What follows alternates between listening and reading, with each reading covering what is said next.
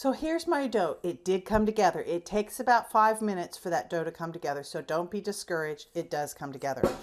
And you might have little bits and pieces that aren't clinging together, but don't add more water. It'll just make your cheese straws soggy and they won't be delightful.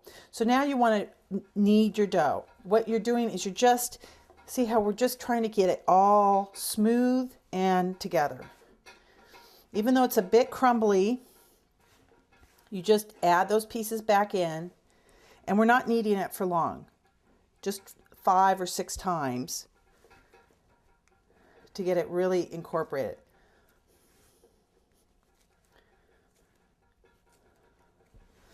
So I'm just going to smash that down a little bit. I kind of want to make a rectangular shape.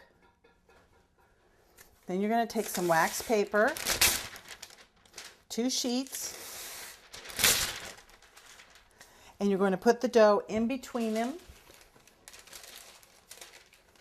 And we want to roll this out into a rectangle if possible. Now I know when you're rolling it's hard to make a perfect rectangle, but you can cut and piece it together as you go. All right, so I'm going to pick that up. I have big lumps here, big lumps there. It's okay. Just roll it out. You're looking for a uniform thickness of about 1/4 of an inch. But first you have to get it sort of into that rectangular shape.